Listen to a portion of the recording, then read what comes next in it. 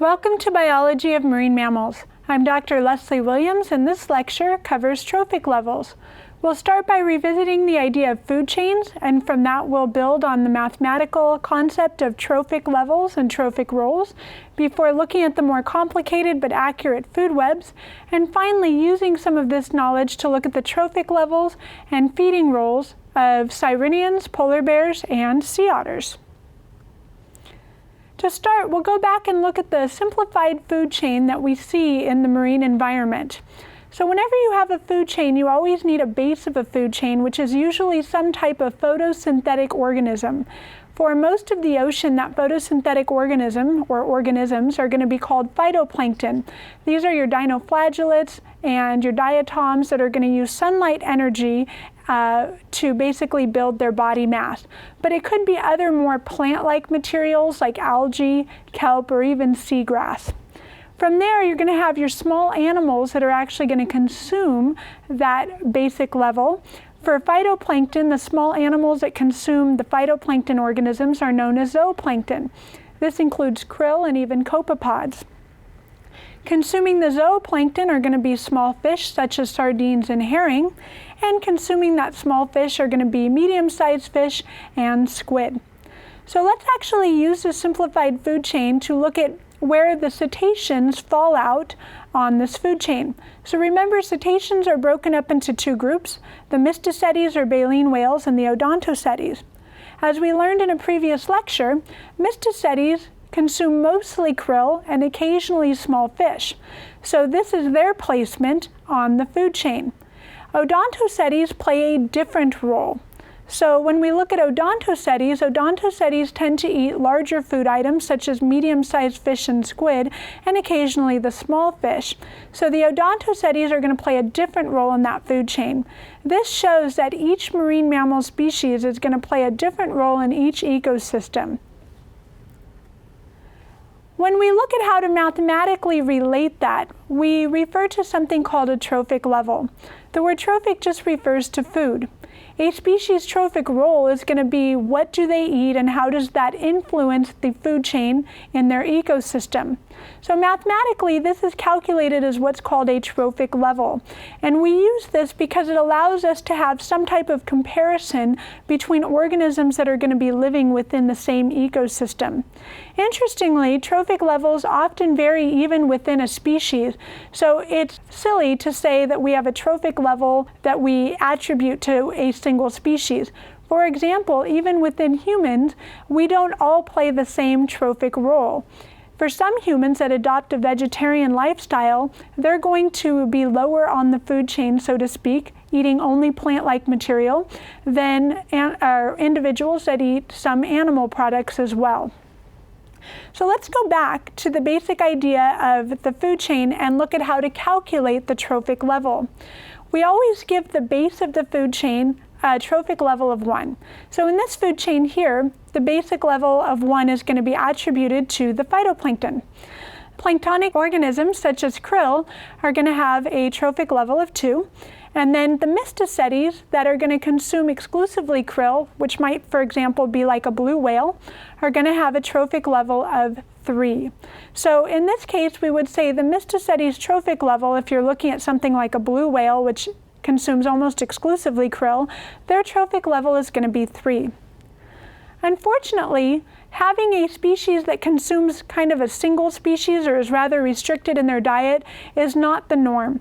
More common is finding an animal that consumes lots of different food items. So when you have that, particularly if the animal is feeding at different food trophic levels, you have to create what's called a food web. So the food web shows that you have a more complex but more accurate assessment of what that animal is eating. And of course, in the picture on the left here, you see that the mysticeti is consuming foods at multiple trophic levels, and the beluga is consuming foods at even more trophic levels than the mysticeti, going all the way from 3 to 7. So how would you use a food web possibly to calculate the trophic level? We're actually going to go over here to the dot camera and do that for fur seals. So for fur seals, they actually can consume a lot of different organisms. If we have a basic food chain that looks like this, you could have some fur seals that are going to consume krill. So any fur seals that do that are going to be given a trophic level of 3. You have some fur seals that consume small fish and squid. So any fur seals that are going to be doing that are going to be feeding at a trophic level of 4. And you even get fur seals that consume larger organisms such as penguins, which would be given a trophic level of 5. So how would you calculate the trophic level for this particular fur seal? Well, it really depends on how much of each of these food items they're eating. If they're eating mostly penguins and only a little bit of small fish and squid, then they're going to be somewhere in between this 4 and 5, closer to the 5 area.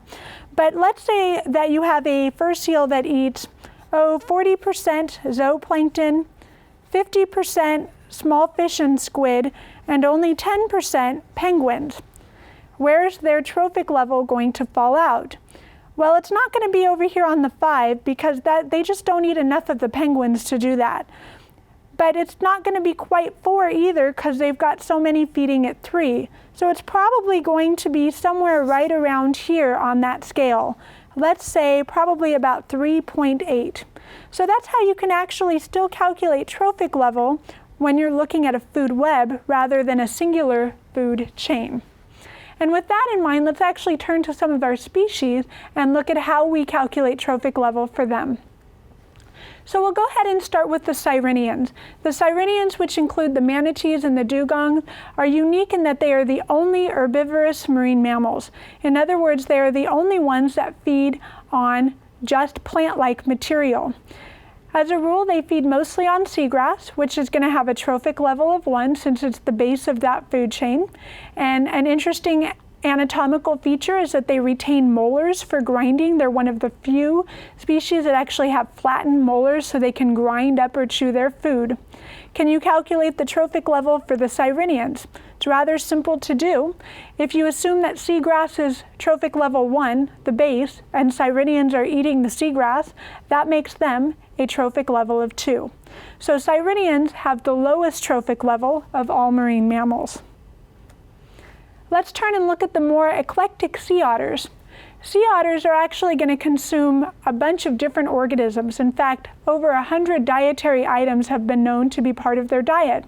But if we try to generalize, we'll notice that most of the items are going to be found in kelp forests, and they tend to be some type of shelled invertebrate, whether it be a sea urchin, some type of mollusk like a clam or abalone, or even a crab.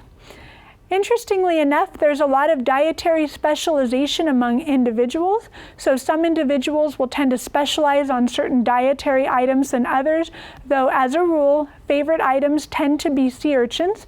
You can see that picture here of the sea otter actually holding a purple sea urchin, and also abalone. And they are also one of the only marine mammals to actively use tools such as rocks to help crack open those shells and get at the meaty substance inside. So what trophic role do they play? Well, sometimes it actually depends on the ecosystem. Whatever food items tend to be in the abundance tends to be consumed more. So if you have a lot of sea urchins, for example, in a kelp forest, then sea urchins are going to play a major part of the diet in the sea otters. If you have 50% sea urchins and 50% abalone, then they tend to consume about 50% sea urchins and 50% abalone as a population. So if we just basically break it down then, we would say that the trophic level of sea otters is going to be sea urchins and abalone. That tends to be their favorite food. So what role are sea urchins and abalone? Well, they actually are going to be at level 2 because they predominantly consume kelp and other algae. And kelp and algae are going to be photosynthetic plants, plant-like materials that are going to be at trophic level 1. So that would make sea otters at about a trophic level of 3. Interestingly enough, sea otters are sometimes considered to be what's called keystone species. This is because they actually do consume kelp predators, which are going to be the sea urchins and the abalone. And because they remove the predators of the kelp, they actually allow the kelp to grow. In areas where sea otters aren't found, a lot of times there's no kelp because the sea urchins and the abalone have actually consumed most of it. And this actually enhances the health of the entire ecosystem. By providing a lot of kelp, you provide a lot of canopy and gives a habitat that's necessary for a lot of fish and other invertebrates to live. So when sea otters are present, they are considered to be what's called keystone species, simply because their presence enables the health of the kelp forest ecosystem to thrive. And finally, we'll turn to the polar bears. Now, the polar bears are rather interesting. They live only in the Arctic. They're very versatile predators, and of course, as you probably have already guessed, they tend to eat a lot of larger organisms, as many bears do. So one of the things that we call polar bears is apex predators. The word apex predators means at the top of their food chain. What they tend to eat are mostly other marine mammals. Ringed seals, for example, tend to be a favorite food, but it will include any other pinniped they can get their hands on, and some other odontocetes, including belugas and narwhals, and sometimes even walruses. The foraging strategies of polar bears are rather interesting. They pretty much employ one of two different strategies, neither of which have a 100% success rate. One strategy is going to be what's called the sit and wait strategy, which they'll use at ice holes. Ice holes are going to be pockets of water that are found in otherwise densely aggregated ice, and this is a place where marine mammals come up to breathe. So if there's not very many ice holes, they'll actually sit and wait by one. They're white, so they're fairly well camouflaged, and wait for a marine mammal to surface, whether it be a pinniped or a narwhal, and try to snatch it right out of the water. Their success rate isn't that great at it, but again, it's a high risk but high reward strategy that if they are able to get a marine mammal out this way, they're able to then consume a very high caloric meal.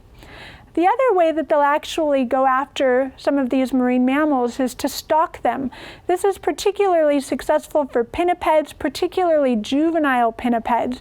And in this way, they will get crouched down and kind of creep up, usually on land or on ice, but occasionally also in the water, although they're not nearly as successful that way. Try to creep up on one that's sitting on an ice floe and just basically snatch it. Their success rate tends to be less for this way, but again, they still are successful some of the time, and so you'll see some polar bears stalking pinnipeds, for which their white fur is exceptional at camouflaging them. And of course, sometimes they are successful, and you can see in this series of pictures here, we have a polar bear mother and her cub consuming what is probably a ringed seal. You can see them dragging it there in the distance, eating it, and what is very much a bloody affair, as you can see from the cub being covered in blood. But in the final picture, you notice there's no carcass remains, which means that they used that meal to its fullest. And with that, I'll see you next time.